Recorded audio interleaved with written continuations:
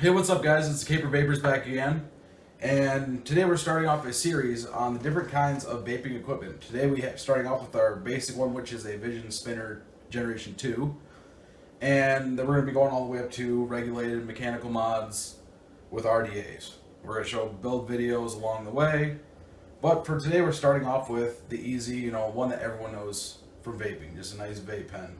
We picked ours up at Cyclone Vapers, and they really hooked us up with it. We got some coils for it too, and we got the vape pen with a nice tank on there, and we've really been impressed with the way it works. After being on regulated with RDAs, we've really been impressed with what they have going on.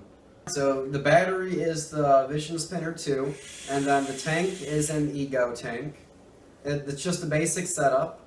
The battery does have adjustable voltage on the bottom. You can go from 3.8 volts to 4.8 volts, so you can adjust how much hit you want out of it. Something we noticed too with it is if you hold the button down at 4.8 volts, it will get a dry hit situation. We both use drippers quite a lot, and we're cloud chasers. So all of our juice it's max VG, so we get the most clouds. But the problem is that VG is pretty viscous. It doesn't soak into the coil real easily. So with a tank like this and the tiny little wicks it has in there, you'll want something that flows a bit smoother. So more PG is going to be better for you if you're going to be vaping on it constantly. Like when you have coils in there like ours on our RDAs, the cotton's right there, so you can soak the cotton. So you have enough juice in there. This one is more or less absorbing it. You have to wait for it to absorb into the coil, go into the chamber with the coil is the single coil that's in there right now, and wait for it to absorb in there so you can actually take your hit. So you can't hit it as often as, let's say, a dripper, but it really does a nice job. So to get the tank off the battery, you just unscrew it. Now one thing to note about this tank is that there are little juice windows on the side so that you can see how much juice you have in there. Get the bottom off, guys. You just unscrew it from there. And you'll see that the coil sits in the bottom. This basically just holds the juice, and if you can see down there, there's a chimney. That's where your vapor goes up. And to put a new coil in, you just unscrew this, and then set the new one in, screw it in tight. And then you just replace it back in the tank itself, screw it on.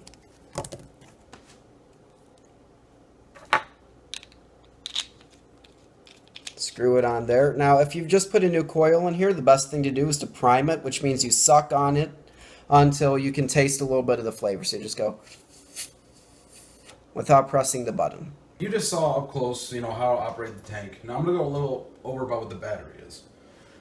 The battery in the Vision Spinner is 1100 milliamp hours, which means it's got a good volume battery for what you're using on like a tank like this. Now, it's highly recommended that when you get your coils, everything you have to get for these is nothing sub-ohm. You have to get everything above 1 point something.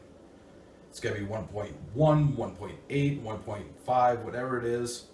Right now we're running 2.2 ohm coils in this because it's the safe way to do it, and it's a single coil. This tank can only run a single coil in there, whereas other ones like Pro tanks can run a dual coil. But in something like this, you do not run a dual coil because it will overdraw the battery. It's not recommended. It can be dangerous. Along with being dangerous is actually looking at how it charges. Now, our charger is not here at the moment, but all it does is it's a little square. You screw your battery right into it, and you plug it into a wall charger. You really want to charge it off the wall. Don't charge it off a laptop. Don't charge it off anything else except the wall, because this draws a lot of power to charge it. And you don't want to cause your laptop, your tablet, whatever it is, to overheat. We recommend just taking and plugging it into like straight wall. That's it. If you got a power strip, you can try it out. That should work just fine, but the best way to do it is just charge it right off the wall and allow it to fully charge. Now, we recommend also killing the battery. But when you first get it, run the battery completely dead and then fully charge it. Let it sit, charge overnight. A lot of chargers have a smart charger you can get for them, and you can charge plug it in right before you go to bed if you're going to be up bed for like 8 hours.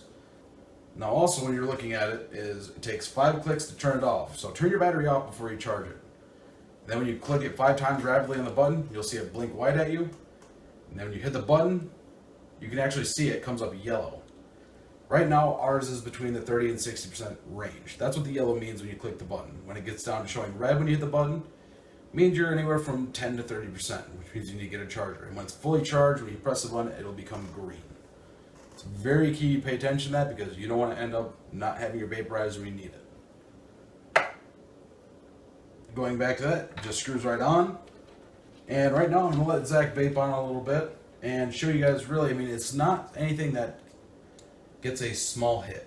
I mean, it's small compared to a vaporizer, but once you're doing what you're doing and you have a fully charged battery and you can turn it up a little bit on there, we recommend just run it midway on there between, you got 3.8 and 4.8, run it right in the middle. It'll give you longest usage out of it and it'll give you best life, because if you underpower your coil, you're not going to get any vapor out of it, and that defeats the purpose of having a vaporizer. You want something that can replace your cigarettes and do it well. So you've seen me puffing on these clouds for the last couple of seconds. That's at 3.3 volts. What I'm going to do is I'm going to crank this puppy up and show you what it really can do. And spinning it really is that easy. The reason it's called a vision spinner is because it's got a thing on the bottom you can spin and adjust it. There's a lot of other ones out there that are non-adjustable. Those work just fine too. So there you get a decent sized cloud of it. It's not actually that hard to take the tank apart or to spin the bottom of it. It's just it's really warm in here. My hands are a bit slick.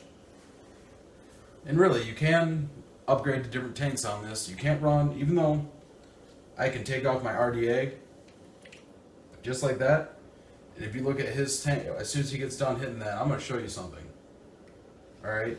Just because something fits doesn't mean it should be used.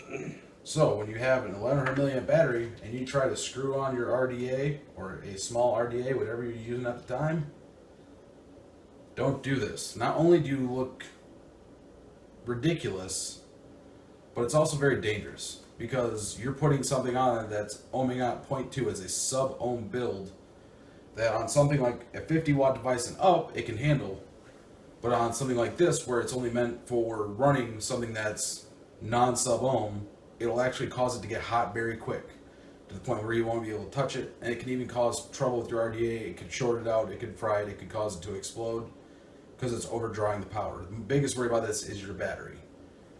It's not meant to hold on to an RDA. So we do recommend stuff like a Pro Tank if you're looking for something with a little more airflow on it.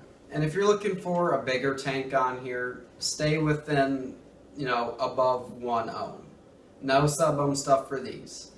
Yeah, I mean, sub-ohm stuff's really going to get you into trouble. It's not worth the trouble, not worth the hassle. If you're going to do that, just step up to a regulated mod. Yep, just step up to a regulated mod, which will be our next video. Will be a regulated mod with a tank on it. And we're going to show you we're going to try to show you a couple different ones, like regulated versus like a 50 watt E-leaf. Maybe something a little bit different. We'll see what happens. We'll see what we can get. But until that point, if you're looking for something that's new and want to get someone into vaping, I do highly recommend a vision spinner with a nice tank on there, and it'll get you started off on a good course to quit smoking. Also, it'll get you into vaping too. And we've started off there, and I love it. My first one was a vision spinner first generation. That's the second generation. And with a Pro Tank on mine, I could get a little bit of cloud going, but not too much, running that dual coil. But like I said, in this one you can't run dual coil. This is just going to be like your standard starter kit. And then you can also get the bags that go with them. They have them at Cyclone too. All this is a little zip bag. All you do is take your coils, stick them in there, stick your vape pen, and stick your juice in there too, actually. Whoops. And you got something you can take with you. If you're at work, you can just keep it in your drawer, keep it somewhere where it's out of the way, have it all contained so you're not just leaving everything out sitting everywhere, and then you're good to go. And this is a really good way to start with vaping, because you don't want to go right to a regulated RDA or a mic mod, because inexperience can cause damage. Also, you want to know if you really can get into vaping. There are other ways to quit smoking, but I do highly recommend this way. It really does work. It's the same kind of feeling of smoking, except for you don't get all the damaging carcinogens in your system. No, I mean, Right now, I've got nothing else unless Zach's got something he's got. Nope, I'm good. All you guys just need to keep calm and vape on. Yep, vape on, you guys. You guys have a great day, evening, wherever you're at.